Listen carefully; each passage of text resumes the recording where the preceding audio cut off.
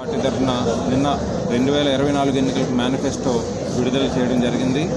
ఏ విధంగానైతే 2019లో చెప్పిన మాట ప్రకారం నవరత్నాలని అమలు చేసి ప్రతి పేద మధ్యతరగతి కుటుంబాలకి అర్హత కలిగిన ప్రతి కుటుంబాలకి ఈ పథకాలను అందించి జగన్మోహన్ రెడ్డి గారు మాట ఇచ్చారంటే తప్పకుండా చేస్తారనేటువంటి పాలన కొనసాగించి పేద మధ్యతరగతి కుటుంబాలు అభివృద్ధి చెందాలనేటువంటి మంచి లక్ష్యంతో పరిపాలన కొనసాగించి మళ్ళీ రానున్న రోజుల్లో ఈ 2024లో మేనిఫెస్టోలో కూడా నవరత్నాల్ని పొడిగిస్తూ ఎక్స్టెన్షన్ చేస్తూ ఈ నవరత్నాల్ని ఏ విధంగా ఇంప్లిమెంట్ చేశారో రానున్న 5 సంవత్సరాల్లో కూడా వాటి పరిమితిని పెంచి ప్రతి రంగంలోని విద్యారంగంలో కానీ, వైద్య రంగంలో కానీ, వ్యవసాయంలో కానీ, నాడు నేడు స్కూళ్ళు కానీ, లేదంటే యువతకు ఉపాధి కల్పించడంలో కానీ ప్రతి రంగంలోని కూడా మేనిఫెస్టో అంటే ఏదో ప్రతిపక్ష పార్టీలు మొక్కుబడిగా ఇచ్చేటువంటి పత్రాలు ప్రింట్ చేసుకోవడం అన్నట్టు కాకుండా ప్రజలు నమ్మారు 5 సంవత్సరాలు ఆయన ఇచ్చిన మాటని.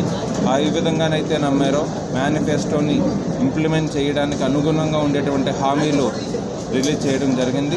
తప్పకుండా ప్రజలందరూ కూడా నమ్ముతున్నారు జగన్మోహన్ రెడ్డి గారిని. ప్రతిపక్ష పార్టీలు చేయలేనివన్నీ చెప్పి మొక్కుబడి మాటలు చెప్పి ప్రజల్ని ప్రలోభ పెట్టడానికి ఉత్తుత్తి మాటలు చెప్పి ప్రజల్ని నమ్మించాలని ఏ విధమైన హామీలు అయితే వాళ్ళ మేనిఫెస్టోలో పెట్టారో ప్రజలు ఎవరు కూడా నమ్మడం లేదు. అవన్నీ కూడా ఈ ఎలక్షన్ వరకు, ఎలక్షన్ 10 రోజులు ప్రింట్ చేసి ప్రజలను మభ్యపెట్టేదానికి ప్రచురించబడిన పత్రాల్లాగా ప్రజలు భావించి జగన్మోహన్ రెడ్డి గారు రిలీజ్ చేసిన మేనిఫెస్టోని తప్పకుండా ప్రజలందరూ హర్షించి రానున్న రోజుల్లో మళ్ళీ జగన్మోహన్ రెడ్డి గారికి వాళ్ళందరూ ఆశీస్సులు అందించి మే 13వ తారీఖున జరిగే ఎన్నికల్లో ఫ్యాన్ గుర్తుకు ఓటేసి ఎమ్మెల్యే అభ్యర్థిగా పోటీ చేస్తున్నటువంటి నన్ను, అలాగే ఎంపీ అభ్యర్థిగా పోటీ చేస్తున్నటువంటి ముత్యాల నాయుడు గారిని భారీ మెజార్టీతో గెలిపించడానికి ప్రజలందరూ సిద్ధంగా ఉన్నారు. ఏదైతే ఈ మేనిఫెస్టో ఉందో రానున్న 5 సంవత్సరాలు ఏ విధంగానైతే ఆంధ్రప్రదేశ్లోని ప్రజలందరూ ఆనందంగా జగన్మోహన్ రెడ్డి గారిని అభిమానిస్తున్నారో రానున్న 5 సంవత్సరాలు కూడా ఇటువంటి పరిపాలనే కొనసాగిస్తారు. ఈ మేనిఫెస్టోలో ఇచ్చినటువంటి ప్రతిదీ కూడా ప్రజలందరూ గమనిస్తున్నారు.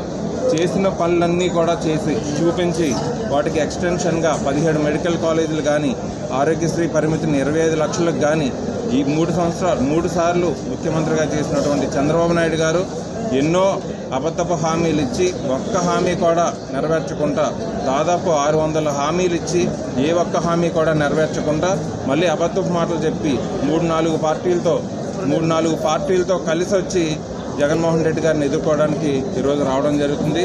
జగన్మోహన్ రెడ్డి గారు సామాజిక న్యాయం అంటే పెత్తందారులకు కాదు పేదలకు కూడా అవకాశం ఇవ్వాలి. కులమతాలకి అవకాశం లేకుండా, కులమతాల విభేదాలు లేకుండా మన టిప్పర్ డ్రైవర్లకు కానీ, వాలంటీర్లు కానీ ఇలాంటి వాళ్ళందరికీ కూడా ఈ ఎన్నికల్లో పోటీ చేసే అవకాశం కల్పించారు.